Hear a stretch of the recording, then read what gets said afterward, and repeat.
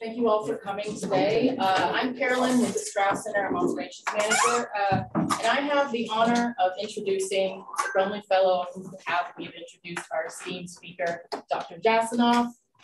Really quickly before that, because the deadline is tomorrow, I want to remind everyone here, if you don't know, our Brumley Fellowship applications are due tomorrow. These are open to undergraduates and graduates of any discipline, okay? It involves mentorship, research training, and also the funnest part, stipends. So you get funding. So again, those are due tomorrow. If you just found out or you need some more time, just contact us and that's okay.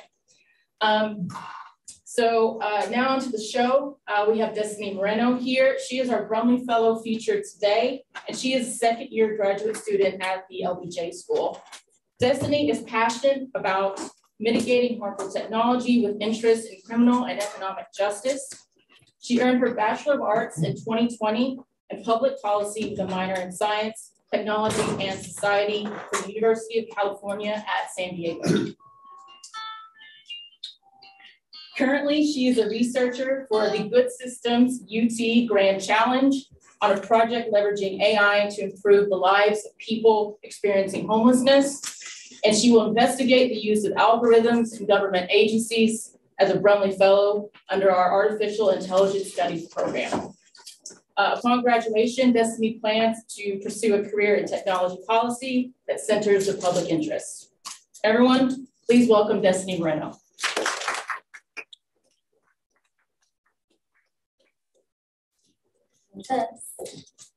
Hi everyone, thank you so much for this wonderful turnout. I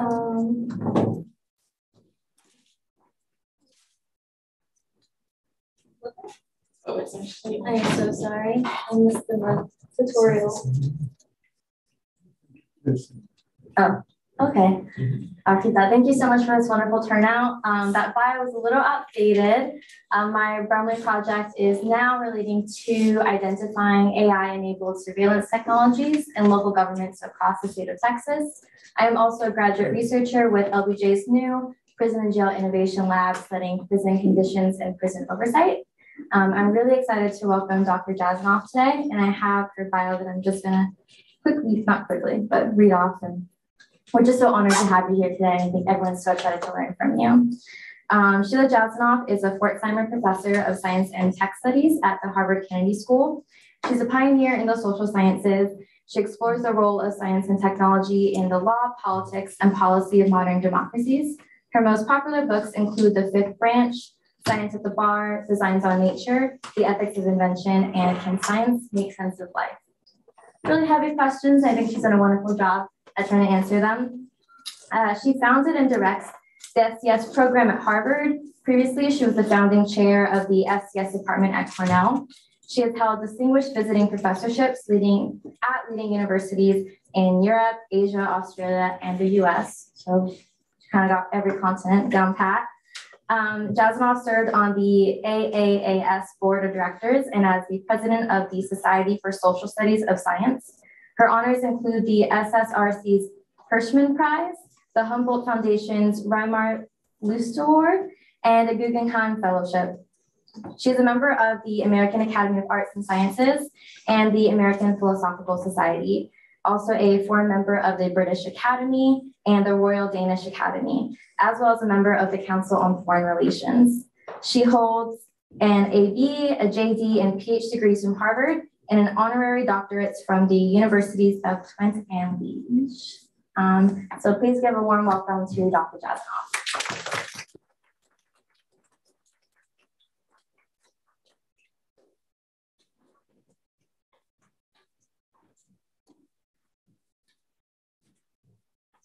Destiny, first of all, thank you for the extremely kind introduction. When I got this message out of the blue from the Strauss Center, I had to think, well, what do I do that's related to international relations law? And, you know, I mean, I am a lawyer by training, but that's not the first way in which I think about myself. And then Destiny did her bit to persuade me that maybe I would have some things to talk about with you all after all. So, you know, it's always a little bit hit or miss when you work in a field that is not itself interdisciplinary because it is a discipline by now, but it is a field that touches on so many other disciplines, and you sort of always have to do a little bit of imaginative mapping of who else is going to be in the room and how are you going to talk to them. So it's not always a perfect meeting of minds, but this is why I hope that we will have lots of time during the Q&A to develop any of the points that you find interesting in some sense. So, my field is one that thinks deeply about the difference it makes to have science and technology as a part of our everyday lives. Whatever I do, however mundane, it's the number of times that I couldn't do sort of straightforward things, it's almost uncountable during a day. And things that I would be able to do, but that would be much more inconvenient, make up an even larger number. And so whether it's getting up and expecting to find hot water in your tap, or that you are on the 6th floor and you don't have to climb the stairs to go up there, or you have no idea of where you're going in a strange town and you can call on an app and get somebody to pick you up and kind of count that they will get you to what you've inputted in there. The fact that even though I have a little residual sore throat of some sort, I can count on my voice being amplified, that there is a very kind gentleman out there taking pictures of me. I mean, anyway, you can go on and on about the ways in which very mundane activities of our lives intersect with science and technology. So yet, when you think about the social sciences and the humanities, they have not really engaged in a systematic way with all of these different dimensions, though they are absolutely crucial to our lives. Probably the single most memorable article I read in the early days of the pandemic was about how the Melitta coffee filter company retooled, because it turns out that the coffee filter is topographically like a mosque. So they were able to convert their production capacities to gear up to the need of the moment. I mean, so these are sort of, you couldn't make these stories up. I mean, they just present themselves out of the world at you. And of course, even when I accepted this invitation, I didn't know that we were going to be in yet another tragic moment when there is a war on. And we don't know. I mean, we honestly do not know whether it's going to spin out of control, with what consequences, how devastating. It already is devastating for a country where a tenth of the population has been rendered refugees in the span of a little more than a month, and so forth. So technology is ubiquitous, technology is pervasive, we couldn't live without it, we do things with it that we wish we were doing. I mean, so all of this leads me into the territory that I want to speak about. So I had to think about, well, how am I going to pitch this? And it's useful to begin with the promises of technology, but to point out that to some extent these promises are going to have implications and repercussions that often get shoved under the carpet under the name unintended consequences. And what I want to do in some sense is debunk this notion of unintendedness and work with you on thinking about how else we might think about it. So I picked the topic of accuracy because it's one of these pervasive imaginations that technology is going to help us do a large number of things that we already do, only more accurately. It's going to get us to solutions more efficiently, more quickly. This institution, the Strauss Center, sits at the intersection of public policy and law. Destiny's own work is about surveillance, and there is this idea that the criminal justice system, for instance, wants to make sure that it doesn't punish the wrong people, does punish the right people, does it in a fair way, an equitable way across groups in society, metes out the punishment that is fitting to the offense in question, and all of that. So technology is supposed to make life much more accurate in ways that avoid human error and keep us from making mistakes. And there's a lot of seductiveness about this technological frontier of accuracy when it comes to international relations. So this is the story of the latest drone strike that took out an Iranian physicist. And there was a long article, a real long read article about this in the New York Times that was quite fascinating.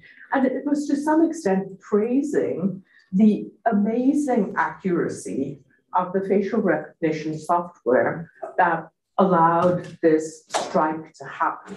And one of the moments that made me pause was where it was describing that this physicist, now deceased, was sitting in the car next to his wife, and the weapon recognized his face. And imagine, I mean, two people sitting next to each other, and the accuracy of the weapon allows this one person to be taken out while the person next to him is spared. So in that sense, from a military technology point of view, it's great, right? I mean, you identify your target and you're doing it with extreme precision. But then the Afghan retreat happens, and in it, there is, again, this sort of Syriana type story about this car that's tracked and eventually is blown up. But then it turns out that things were misunderstood. So the car was bringing back water in large canisters, and these were misread. So while the attack was focused and accurate, what ultimately happened was loss of life, civilian life, and a number of children of a single family were tragically killed. So it's the same accuracy, the same progenitors of the technology, in a sense, the same powers that are guiding the technology to different ends, uses in war. But whether it's producing one of these, we want more of it reactions, or, you know, this is a horrifying world reactions, that comes from somewhere else. It's not embedded in the technology itself. And yet, if you look around the world at all of the different areas in which we're developing new technological frontiers, and this is something of a grab bag of different frontiers like that, the vision of accuracy that we're poised to gain more control through more precision, that is really widespread and all over the place. So drones is what I was talking about before, but with missiles, the same sort of thing, you know, can we launch them at long range? North Korea is continually testing the world's capacity to recognize missiles. Facial recognition has become, you know, it was the Iranian physicist story involves both facial recognition software and drones. Data science, the big promise of data science is that it's going to allow us to do everything, including even scientific discovery itself, with greater precision and more targetedness. But cybersecurity has this sort of glass half full, glass half empty. I mean, the precision can allow people to target and enter in, but it's also something that can be erected as a safeguard. Sentencing guidelines, solving cold cases, genome editing, where the technology now is poised to get into multiple sites in a human gene and correct very specific defects and put them back to what the normal should have been, with the promise that what it's going to lead to is precision medicine, so that, you know, a disease like cancer will no longer be seen as one disease, but will be seen as my cancer in this part of my body, and the precision treatment is going to be able to target the very specific sources of the disruption of the cancer fighting system that allowed the disease to happen in the first place. So it's a pervasive vision that we're getting better and better, more and more targeted, more and more precise. And with this, we're going to have this, you know, sort of much more accurate technological interventionist world. Now, back behind the accuracy hang-up or intoxication almost is a much larger set of promises of progress that have attached to technological development for a very long time. And they, I've put it into 4 propositions. I mean, first of all, that there is a linearity. You have scientific discovery, that leads to technology, and that is amplified with ingenuity and material resources, but technology itself is not social. It's something that's latent in the material world. It's just we figure out how to set it free and how to use it. And technology is progressive. It improves lives. I mean, this is something that all my scientific and technological colleagues implicitly believe. When you say, well, what are you talking about? They all talk about how our lifespans have grown and how antibiotics save lives, and look now at COVID. I mean, so it's almost an article of faith that technology is progressive and it shapes society. It shapes society by and large for the better. There's even a name for that vision. It's called technological determinism. And then if technology is progress, then all these bad things that sometimes happen, those are the unintended consequences. Those are the things that we couldn't have planned for. And, we just have to get somehow smarter about when these unintended consequences are going to come into play. But it doesn't alter the fundamental understanding in this kind of ideological commitment to technology that it is fundamentally a progressive force in society. The story I want to develop with you is a different one. It is that technology is a form of governance. And unless we figure out how we're going to develop and govern our technological frontiers, we're going to allow the technology to govern us in various ways. So let's begin with a tiny bit of STS theorizing, or sort of very basic premises. And this is the idea of social construction, that technological systems are the way they are because we constructed them in a certain way. And very relevant to the topic of today's talk is this, by now, reasonably dated or classic, however you want to think of it, book by my Scottish colleague Donald Mackenzie called Inventing Accuracy.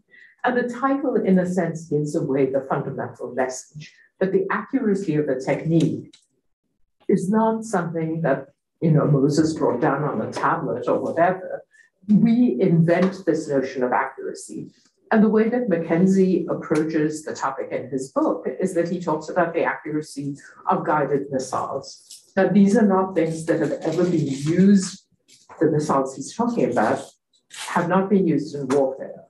And yet we accept that these are accurate. So how did we invent this notion of accuracy around something that we haven't used? And this is a very widespread problem, right? I mean, when the vaccines against COVID were developed, they've been tested on minuscule numbers of people, right? I mean, and yet there was a conviction that we were somehow getting it right. So it's a kind of important thing to recognize that there is a dimension of sociality to understanding accuracy.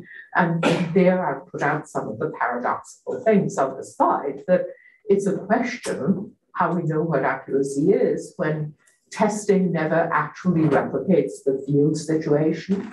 What they did in the desert at Trinity was not the same as what they did when they dropped the bomb in situ. We had never used instruments like this. The way that people behave in the field is not the same as the theory of how they behave. We're getting back military stories from the Ukraine war right now that are illustrative of the fact that even the top people that are commanding armies don't actually understand what these armies will be confronting and how they will respond in the actual day-to-day life of a war when it once begins. And the lines of moral responsibility, which is, after all, the fundamental point of doing any of this kind of analysis is to ask who's responsible at the end of the day, how should we govern ourselves? And those lines are really pretty unclear as one looks at many of these technological domains. Overlay on that we've already had a number of different eras of invention, and they're not linear. It's not like you have one era and then that's displaced. It's that they're overlaid one on top of another. It's conventional in history of science to talk about these things in almost sort of 50-year cycles. The last half of the 19th century was the era of chemistry. First half of the 20th was seen as the era of physics. The second half of the 20th was seen as the era of biology. And the first half of the 21st is seen as the era of computers and information.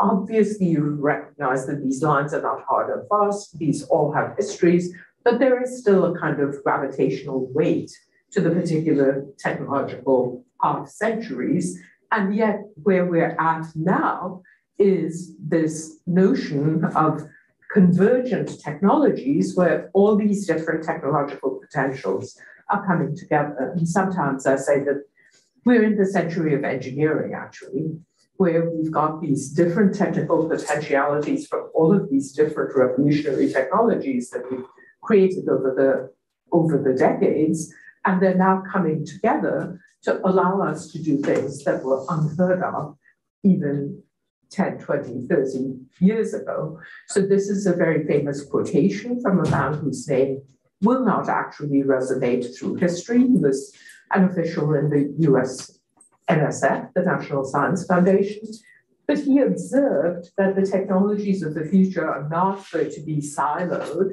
They're actually going to operate together in this sort of idea of convergence. And his idea was sufficiently powerful that people actually call it the NBIC vision for nano, bio, info, and cogno sciences and technologies. And it's very ambitious. It's going to improve human performance. And there are all these different areas of application, which all depend on a targeted, accurate set of interventionist uses of science and technology. So, yet the sort of different developments still exist to some extent in this interdisciplinary modality. And I want to say that there are different interactive frontiers that one can look at where these ideas of technological development are taking shape. And one of the questions for us is to consider the scale of the interactions and sort of on what level these are appearing. So information technology has its particular frontier in the area of machine intelligence, calling into question what is the relationship between us and our machines. The bioengineering dimension is particularly pronounced around medicine and biomedicine. The environmental domain is particularly focused around scalar shifts in our understanding of environmental phenomena. Some of you, if you've had anything to do with environment, may know that American environmentalism grew out of this syndrome that's called NIMBY, for not in my backyard. But these days, NIMBY is hardly the term that you would use to talk about climate change because it's in everybody's backyard, and it's in Austin, and it's in Boston, and it's everywhere. So, you know, environmental problems have produced this kind of scalar shift in our imagination. On the governance side of the ledger, though, we still operate with this idea of the state and the market and individual liberty and autonomy. And I want to talk a little bit about how these things get mixed up when you actually look at the evolution of technological systems and then come back to the question of, well, what should we be thinking about and what should we be doing about it? All right, so I want to talk about how a technology sort of on the first day of creation is conceived and then how it ramifies. That we're constantly sort of fighting these moral panics that over destabilizing the world, but we have proved pretty ingenious at setting our concerns aside and building ideas of orderliness. And sometimes they're a bit misleading, these ideas of orderliness. And that's, I think, a thing that one should explore and think about more deeply. So in order to overcome these moral panics, I think we undertake these kinds of steps. One is to naturalize things. That is something that was felt to be artificial. We gradually give it status, a taking for grantedness, as if it is natural. And I'll walk through an example or two of this with you in a moment. One way that we naturalize things is by making things into commodities. We turn them into matters of exchange. And that makes them, like coins in your pocket. I mean, you can deal with them and they feel right. We also privatize, and then that seems, feels less intrusive in some ways. And to some extent, we collectivize, that as we build shared norms and shared understandings around them. So here is one little trajectory, and it's a very abbreviated history, but it's worth pausing on it. So this is the headline that greeted the birth of the first test tube baby.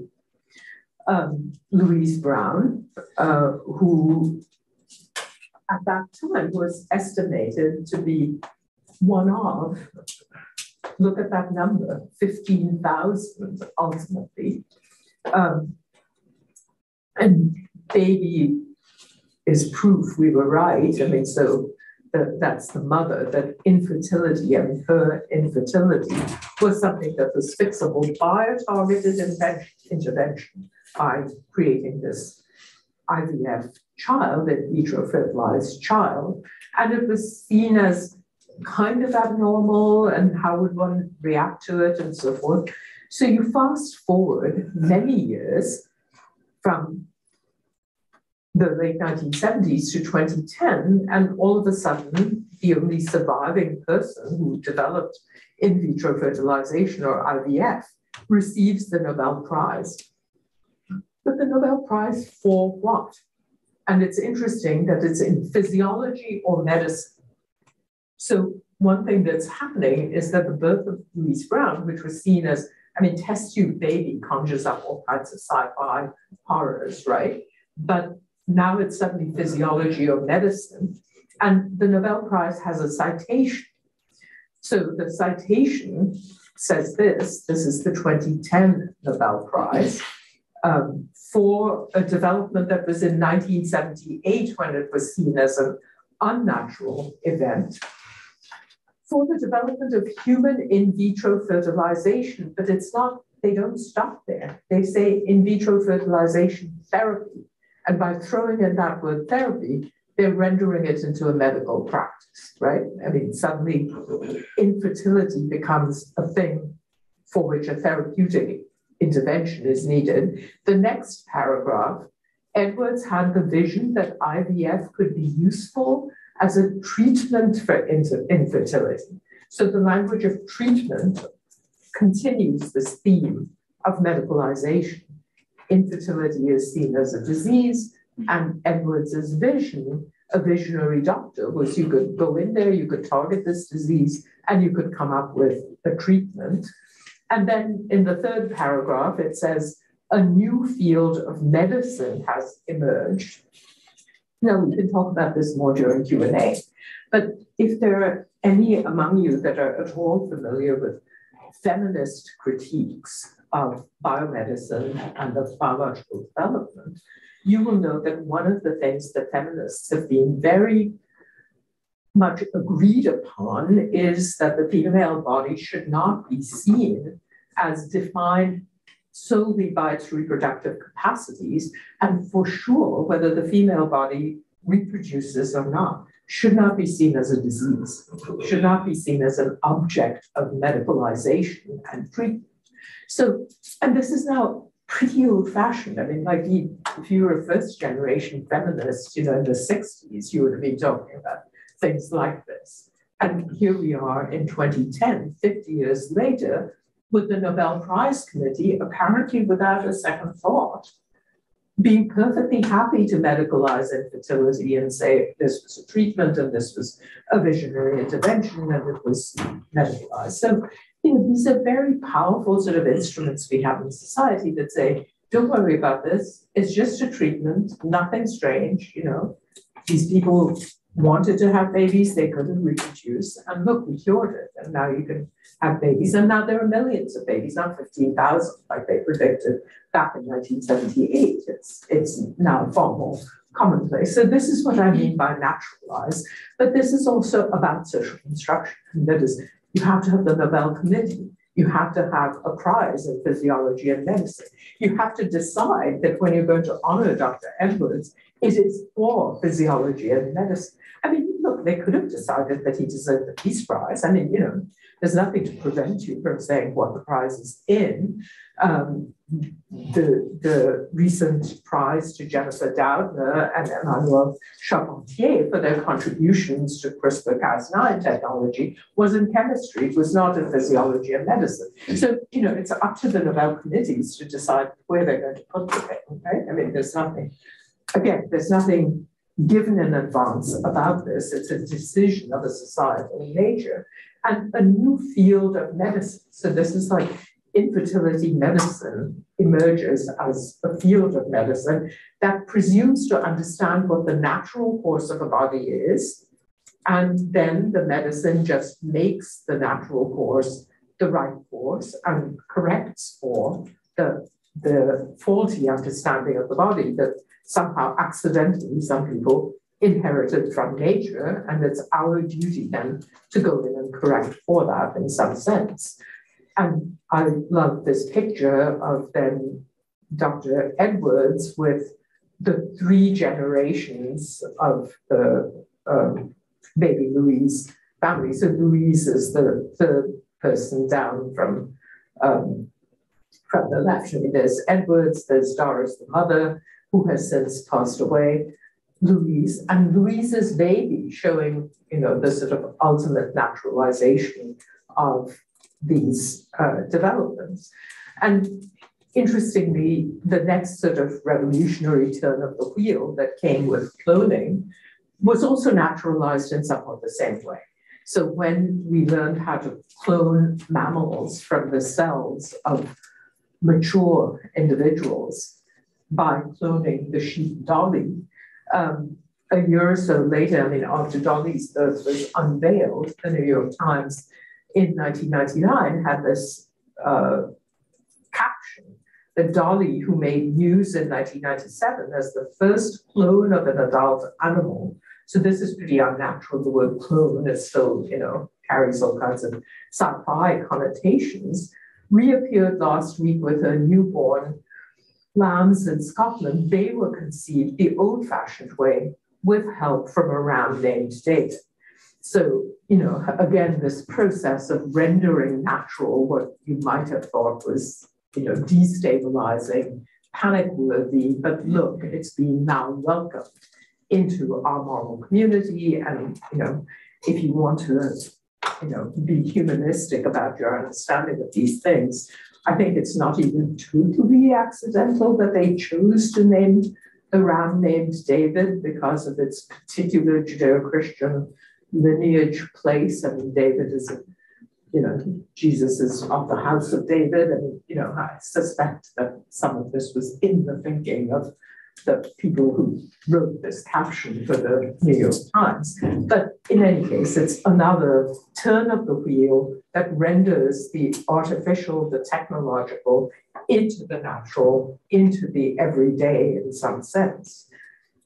But it's unpredictable what this everyday thing is. And continually we are given these sort of tragic reminders that all those kinds of visions of accuracy and therapeutic correctness and so forth, it's all unpredictable. I mean, it's all based on very shaky territory. So, you know, you all may or may not have known this, but Ukraine is actually a very welcoming site for surrogacy.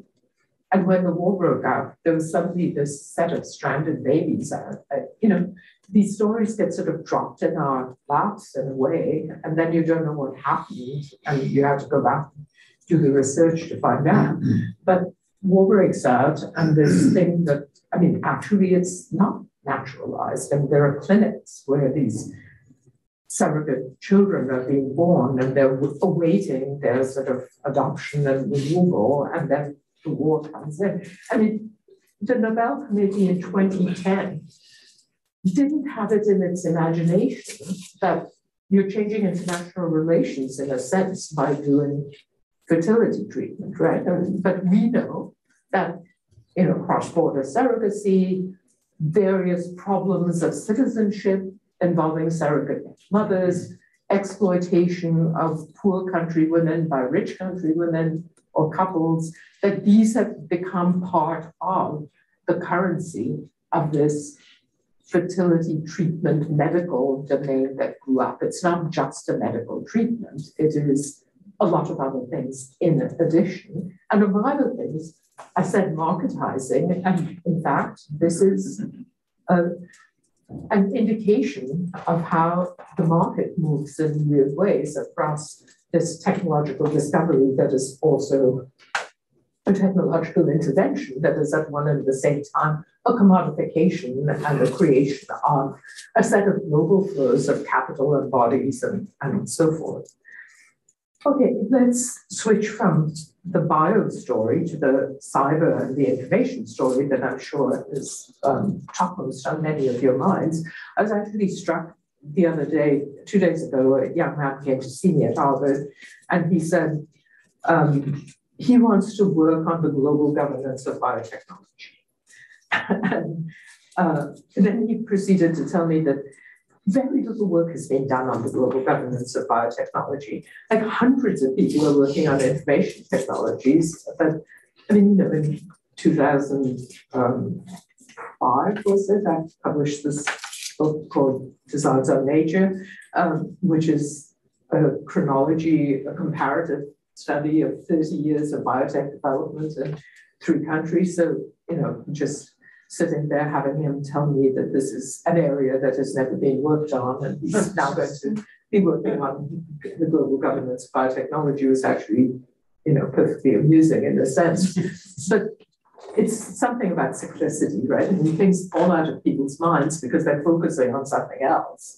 And the fact that we've been talking about biotechnology since the 1970s, when people figured out not just what the double helix is, but how to cut it, splice it, attach it, and do things with it, that's erased out of this young man's life. And yet the project he wants to do is for the Tony Blair Institute in England. I mean, so this is connected to high-level politics in a sense that he's working. All right, but cyber is much more in people's minds, as this anecdote to some extent illustrates. So the vision of cyber, beginning with John Perry Barlow's famous declaration of cyber independence, was liberationist. It would set us free. It would set us free from the dominant statist apparatus that otherwise governs our life. And this has been one of the recurrent thematics of science and technology development. Sir Tim Berners-Lee, who is credited with the invention of the internet, I heard him talk a number of years ago, and he said that the reason that the internet had been such a success was that government regulation had not intervened. And this was a staggering claim when, in fact, it was DARPA investment that underwrote both the development of the technologies and the particular desire for communication across fields that drove Berners-Lee to think about, well, how could people share information and, network themselves. So it was a complete erasure of a certain kind of history and a sort of positing of this frontier's land. And then, Grateful Dead comes into the story and says, we should be grateful for life, I suppose. And governments of the industrial world, you weary giants of flesh and steel. I mean, so this is not a right-wing manifesto. This is coming from the liberationist left. And it's the new home of mind on behalf of the future.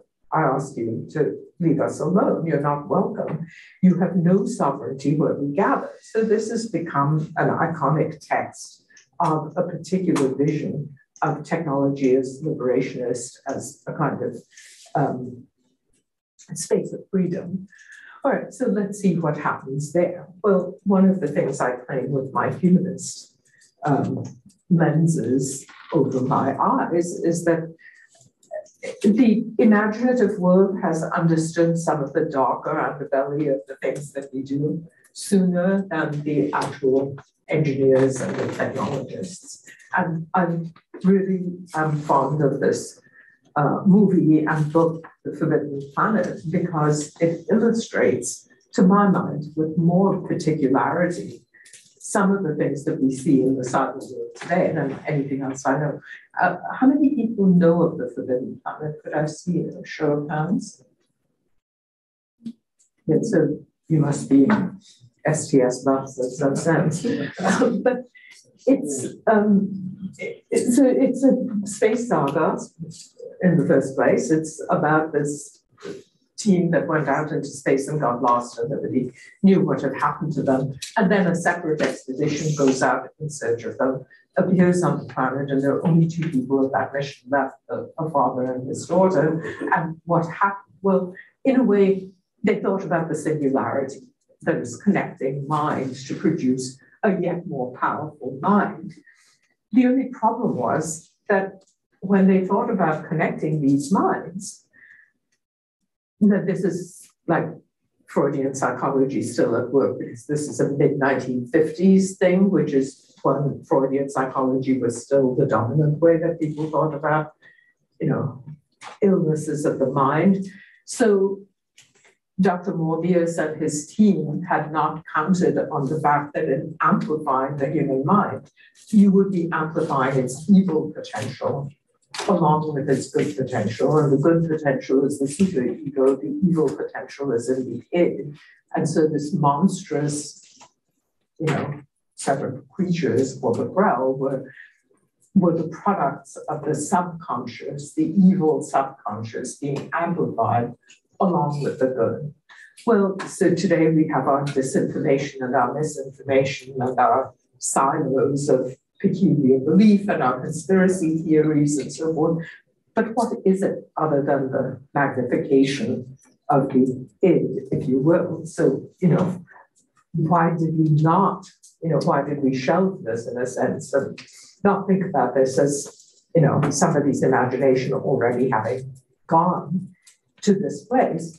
And then, much more familiar, of course, is 2001 and the computer HAL. And what's HAL's contribution? It's this time it's not the amplification of a particular piece of the human imagination, but it's a misunderstanding of the degree to which this machine intelligence would then start mimicking ordinary human intelligence. And you recall that the famous episode of Peace in 2001 is where HAL lip reads the plans that people are making to shut off HAL's capability, and then ruthlessly he goes about killing off his fugitive enemies.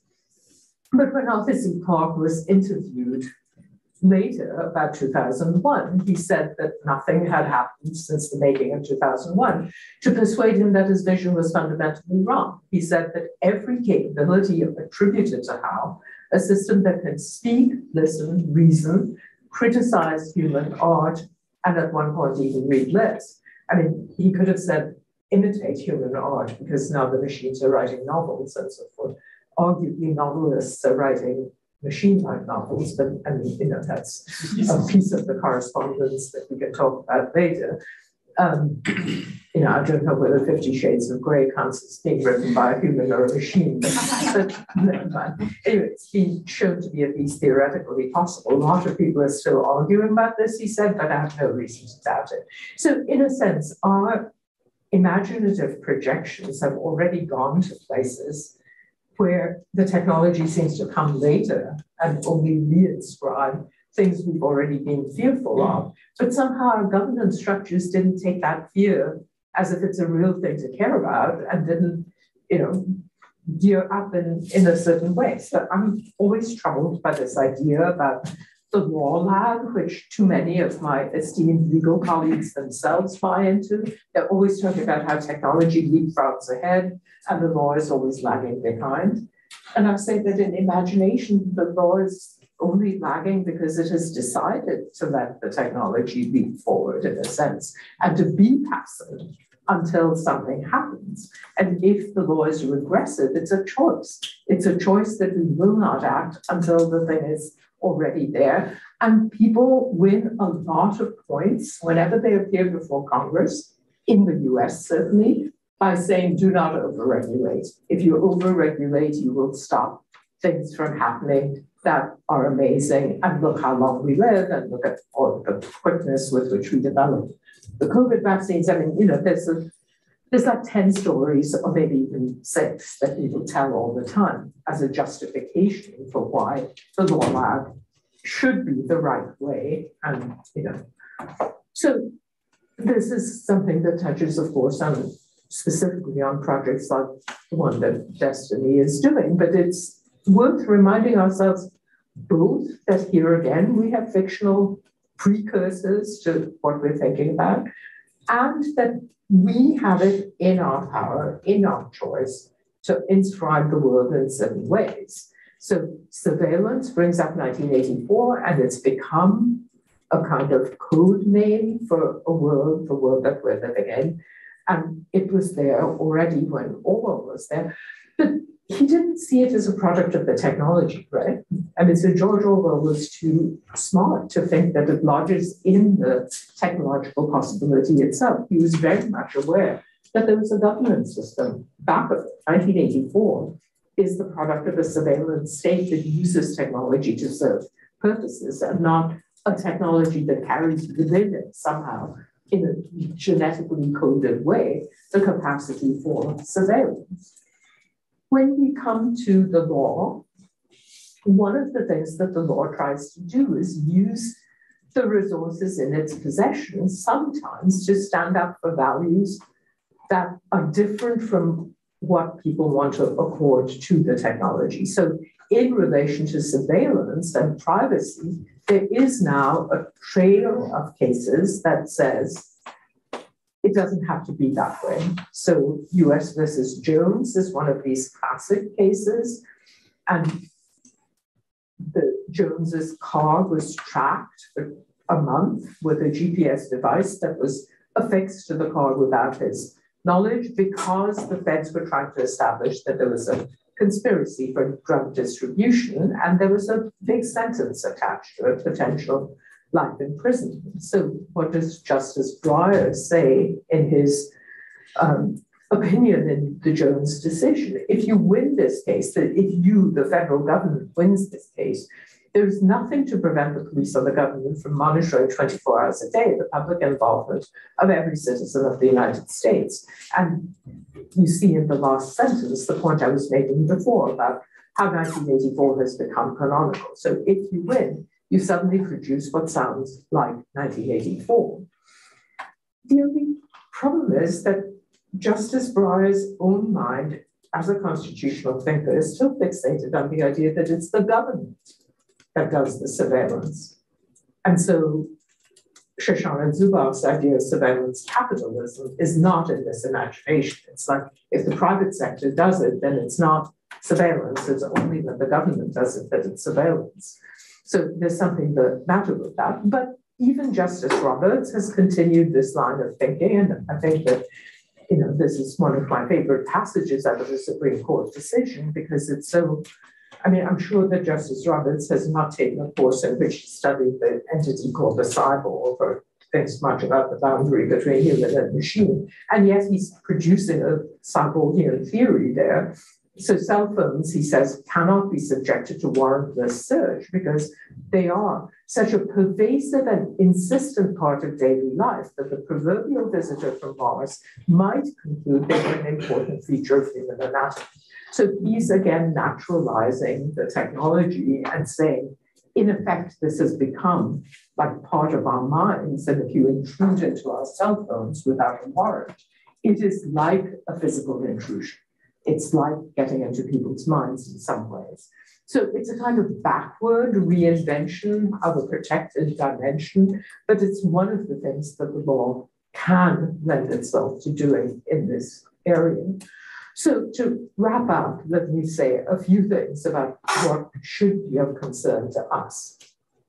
First of all, I hope that these two stories of surveillance technology and of reproductive technologies illustrates to you that there are particular moments at which our moral imagination gets triggered and can react or not react. It depends on whether we're sensitized.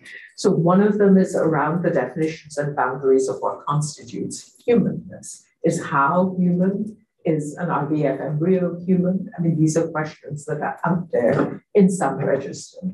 A second is when we resolve those questions by doing something that I call ontological surgery. That simply means creating dividing lines between one kind of thing and another kind of thing. Like, is this thing a table? Or what is it? I mean, it's some strange cyborgian entity, right? I mean, is it like a station, a platform, an instrument? Anyway, I mean, once we decide what it is, which we might have to do for various purposes, like is it going to be allowed into the room or not, or whatever.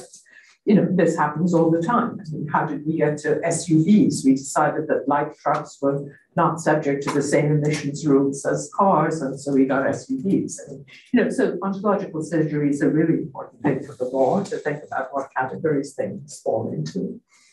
What are the implications of doing that ontological surgery around humans and technologies? Well, where do rights and dignity stop and start? Do people have standing, or does the entity have standing? Who speaks for it? Is it property, or does it have agency? And of course, that has all kinds of implications for politics as well, because as soon as you afford something, you know, human-like status and agency, then the question of whether it's going to belong in a political system becomes itself a question. So along with these moral moments, as I'm calling them, are ethical challenges. So, you know, how do we think about the powers that we bestowed upon the technosciences through these moves that I'm describing of naturalizing, marketizing, privatizing, and collectivizing? Where in that process are we giving up agency, deliberation, democratic accountability? And where are we saying, well, there is no political or cultural accountability for what you're doing? I mean, I've hosted conversations at Harvard that, I mean, of course, I've kind of prefigured them in some way, but they elicited comments like, a colleague of mine said to the founder of 23andMe, which is this genetic testing company, you know, why don't you pay everybody who sends in a sample? Because in effect, you're using them as research subjects, right? There wasn't any answer given, but you know, it was at least a question about the forms of political and cultural accountability. We end up taking certain things for granted because, as I've been trying to illustrate, we made it that way, we made it happen that way. But what happens when these things break down? I mean, so the French, for instance, have a very sharp law against surrogacy. And a couple of cases have arisen where French parents came to America to have surrogate children, and then they wanted to bring those children back into France, and France said, sorry, they're not citizens of France. And this had then to go up to the European Court of Human Rights for a judgment about whether this was right or wrong. So, you know, these breakdowns happen sometimes in very poignant ways. They did decide that the children were entitled to citizenship. And then how should local legal settlements be related to global concerns? That is, I think, a perennial concern of probably everybody who works at the Strauss Center, because the relationship between domestic and local on the one hand and international and global on the other is a continually unsettled territory, and we need to think about that. So to close off, once we say technoscience, the combination of science and technology, is not some inhuman process. It's just locked up in nature. All we're doing is taking a key and unlocking it. But rather, we recognize that technoscience, as we know it, is a foundationally, fundamentally social product. That something is accurate, not because it is like born accurate, but because we've decided to confer upon it an appearance of accuracy in relation to something or another, then it becomes a task that cannot be for scientists and engineers alone because it's profoundly social. Do we have the institutions in which that profound sociality can be recognized and acknowledged? Mostly not, and I'd be happy to talk about that with you. But if we wanted to say that in the late modern era of the 21st century, we have to acknowledge that science and technology are not just, a word like science to be stuck into a clause of the US Constitution saying that people are entitled to patents for their ingenuity. That's the only place that science appears. But that these are forces that have de facto constitutional status in our societies. It means we have to have the equivalent of a constitutional conversation all over again. But asking, where does expertise belong? Where does knowledge belong? Where do these technological forms of governance that we have created belong? And not approach it just in a piecemeal ad hoc way. Like today we deal with chemical weapons and another day we deal with nuclear bans. This has to be thought through in a far more systematic way. Well, there are 18 more years or slightly less of this century, and you are going to be responsible for a good many of those. And so let me leave it kind of there, suggesting that there's an awful lot of work ahead for all of us.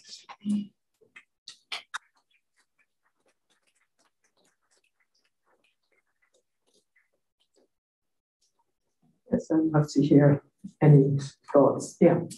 Thank you so much for your talk today. It was very interesting. I'm interested in some more of the cases that you mentioned, such as U.S. v. Jones. And I know there was a case specifically where Justice Sotomayor talked about the Mosaic theory of data and how constant surveillance leads to this accumulation of information that we wouldn't necessarily be able to keep on individuals otherwise. And if that plays into some of your beliefs, your ideas about science. So there are so many levels at which to approach that observation or question. So there aren't enough legal scholars asking what kind of imaginations about science and technology is the court bringing, to these questions. Is it a naturalized one? Is it a progressive vision? Obviously, I've been doing this work to some extent, but it's still pretty difficult to move lawyers who kind of are trained to be positivists, and the world is out there. There's a distinction between facts and law, and facts are done by this court and law is done by that court. There's not a sort of full-fledged constructivist imagination that law is as implicated as science and technology in creating our perceptions of the is part of the world, how the world is, let alone the how it should be. Most people think that law is only about how it should be, not how it is. So I think that what you're suggesting, to me, suggests that people should be thinking about bodies of law and how to study them in a couple of different ways. So you can take the normal civilization of law and say, I am looking at product liability or, whatever particular area of the law, but excavate those areas for understandings of science and technology, not at a factual level, but more at an institutional level. What sort of imagination of the way science and technology work are these judges, or for that matter, other legal professionals coming with or coming from?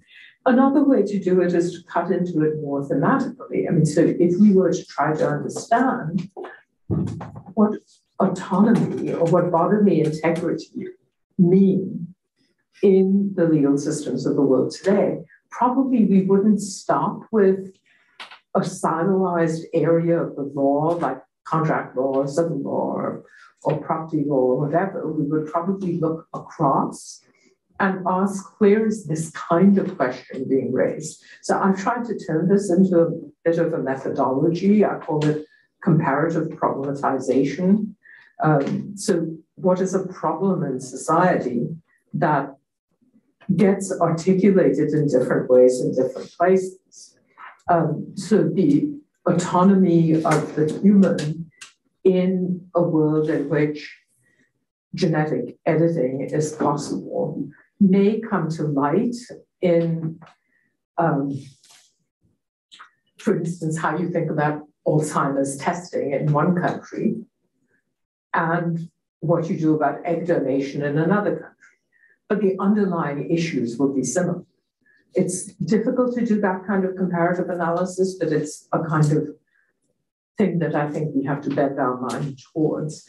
But it's really a kind of invitation to say that legal scholarship itself has to become much more, you have to blend some yeast into the system. I mean, it has to become more creative and not just, here are my first year courses and they're about this and this, but, sort of what are the cross-cutting questions and issues? I know that's not really an exact answer, but if we wanted to get at, what is the status of this thing called data in the minds of the Supreme Court? It would be hard to know exactly where to key in. Some of the answers may lie in the ground environmental decisions. Some of the answers may lie specifically in privacy decisions. I mean, one would have to kind of go looking with a different imagination.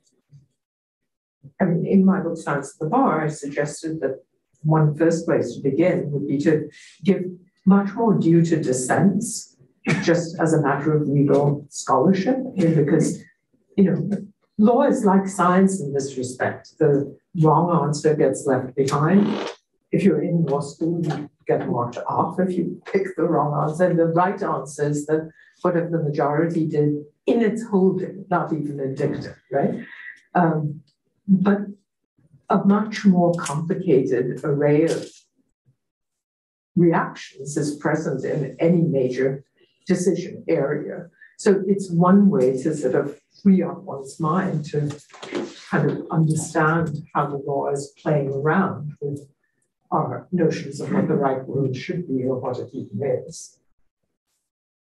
Yeah. Kind of team off that, it seems to me that the rate at which technosciences are advancing, how can the legal system even keep up with this rate?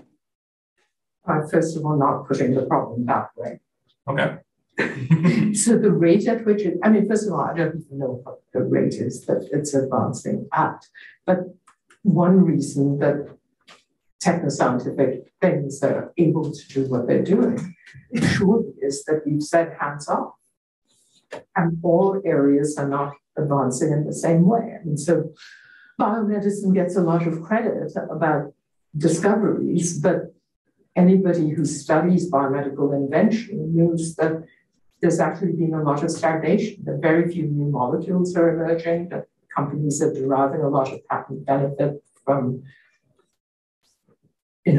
evergreening the same discoveries and building little new delivery systems for the same old drugs. That, yes, we have these vaccines that were approved in remarkably short order, but if you trace their histories in terms of research, they go way back. And, so I think that that's just not to me, and this one can have a big debate about this, it's not a matter of saying that some areas of the social world evolve faster than others. This has actually been a very popular theory for a very long time.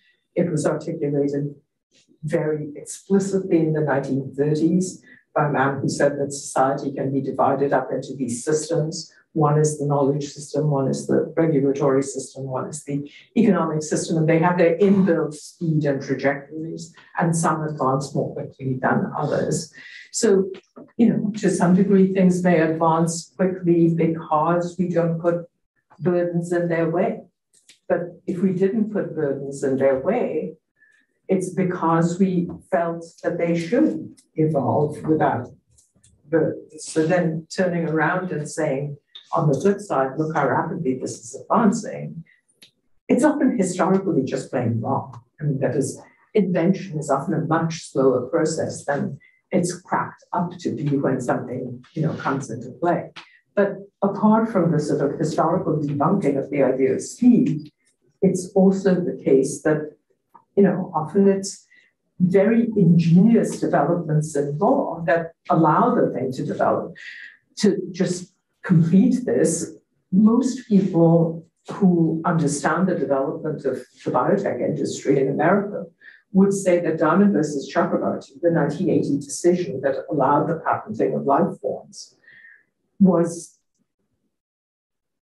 probably the single biggest motivator of the speed at which the biotech industry developed, because it was a complete open door. It said you can patent, quote, anything under the sun that's made by math, unquote.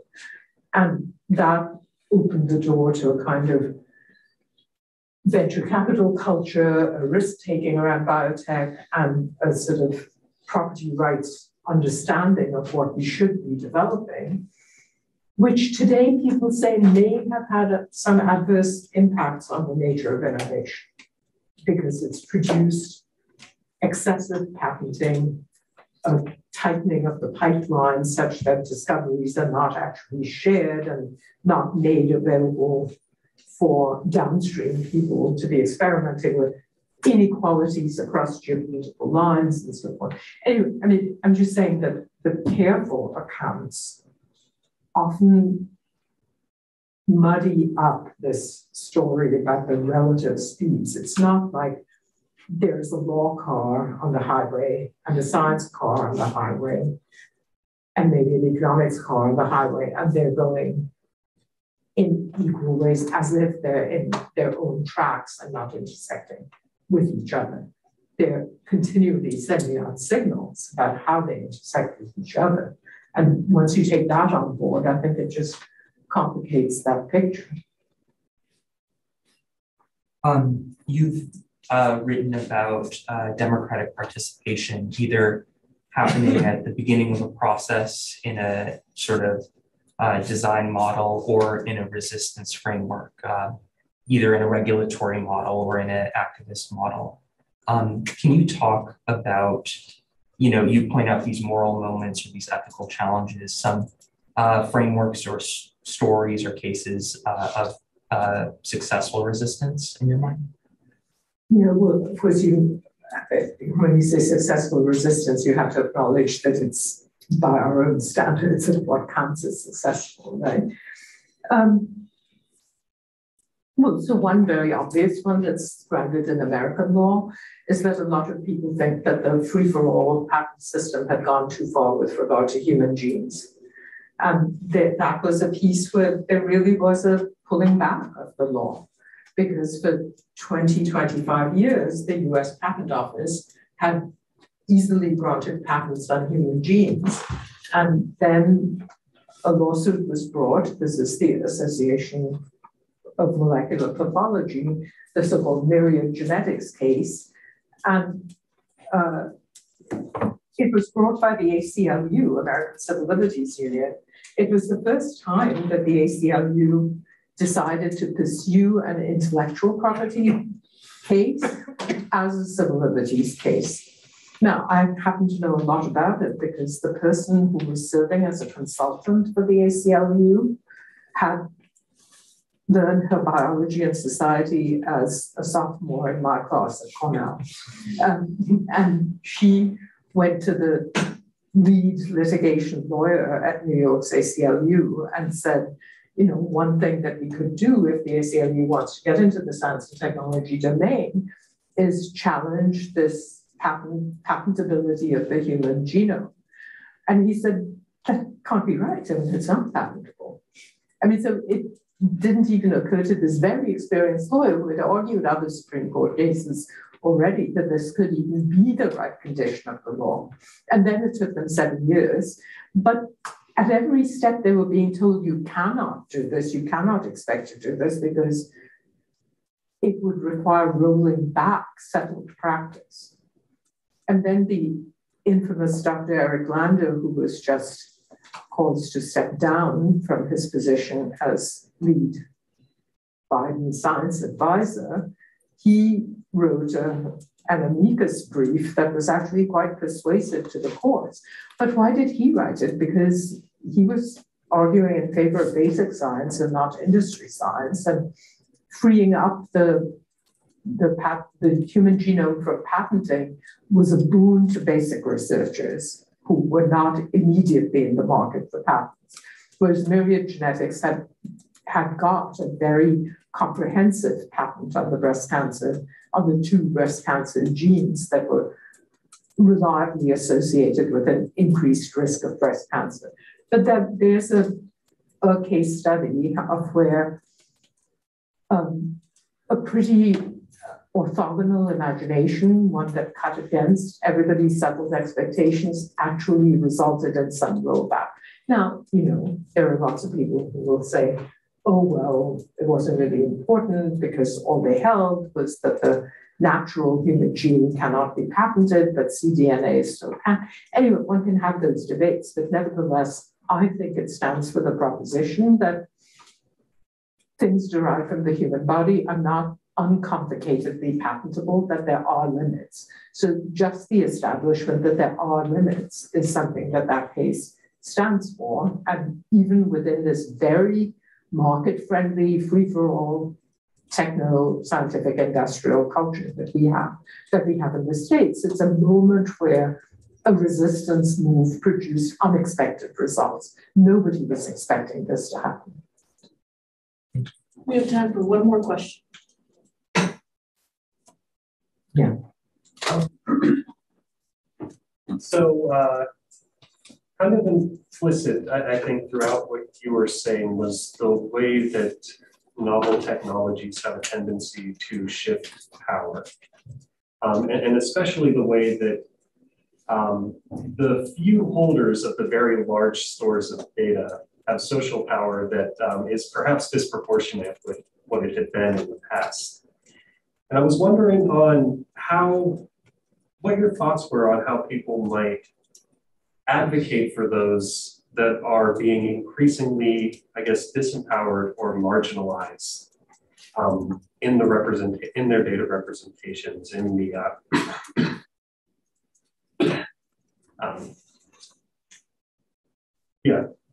how people, like, do we need new structures of advocacy? Do we need new techniques? Should we be speaking to different audiences? Any of your thoughts along those lines? Yeah, so I mean, it's obviously one of these ground-down questions of our time to recognize that data have become like territory. I mean, you would not be astonished if I suddenly said, have you thought about data sovereignty? I mean, you would not fall down in a faint. You would say, yeah, I kind of get what that is, right? Which already suggests to us that we kind of acknowledge data having arisen as a place of power. So I think that it's an eternal question of whether you should approach things incrementally, around specific issues, common law wise, that you don't go after it till there's a case of controversy and then you litigate something about it, or whether it's time to take a synthetic approach that cuts across. Industry is violently against synthetic approaches because they claim that you don't understand what the whole territory here is about, and it's much better to correct things piecemeal. And then, of course, if you're Facebook or Meta, you say, well, we corrected it already, so you don't have to bother it. We already did it. But, I think that one can find both of those phenomena happening to some extent. I mean, I think that there's a move abroad in the world. I mean, to me, the Zuboff writing about surveillance capitalism is not so much interesting because it's such an original idea. Lots of people have it. But the rapidity with which the phrase has taken off suggests that, in a way, the grounding was already laid, that people understood that something about us having turned into mines of information and data. And for sure, you've all experienced this. The cookies policy that we encounter all the time now when we visit websites is not the same as it used to be. I mean, partly it comes out of GDPR type implications, but partly it reflects, I think, an enhanced societal consciousness. Mind you, they still make it extremely difficult for you to bow out. And, it's not, it's not that the background thing is that the strictly necessary are the only ones we're going to collect. Given that we are all into nudging and behavior and so forth, why do we have it organized that way? Why shouldn't it be that you have to opt in to the tracking ones, right? And so you can fight about those things. There has been a shift territorially, and I think that it's a matter of getting focused on what else would be needed. I think a lot more work is needed on erasure. How long can people hold on to things? It wouldn't be nearly so bad if you knew that automatically all your searches will be extinguished after, say, a month or 3 months or whatever. It's this sort of permanent creation of the shadow of you that, of me or whoever, that is a bit spooky. And it completely does not cohere with all other ideas of agency that we have on moral and philosophical grounds. It's like saying, there is now a kind of, ersatz idea of all of us, which is even more powerful because it's an undying memory. And, therefore we can be held to it in all kinds of ways, whether it was a childish prank or whether it's a sustained pattern of behavior or whatever. So I think that all these areas of, once one recognizes that the ontological transformation has already happened in a sense, that we used to be a phenotype. You, the body, you're sitting there. I know what assault and battery are. I can't engage in the slap, right? Not without being written about with as many column lengths as the Ukraine war day after day. The fun kind of society, right? But in any case, that was one kind of thing. But now we have our biocells and our infocells. And if we get smart about the fact that the biocells and the infocells have different properties, they have in relation to mortality, in relation to agency. I think we have to get conceptual about these things and tackle them. And the we is a real we. This is a work of re-democratizing, reconstitutionalizing what citizenship means in today's world, given that we have lost a certain overlay of our physicality, our memory, our control over the things that we do and that we're capable of doing. And I think that that is philosophically profoundly interesting territory. I think it gets into the humanities, memory, history, how we think about societies and so forth. Anyway, it's just work for the future that just suggests that we're at the beginning of another democratic movement and we just need to get on with it. The recent, I've been seeing a lot of movements toward tech refusal and manifestos of refusal and things like that. Would you include that in that sort of attitude? I would include that, but there's a point at which you have to ask. There have always been reneging movements of different sorts. I would say downsizing is another of these kinds of, in environmentalism, as another manifestation of the same thing. And, we in America are a particular kind of society with predilections.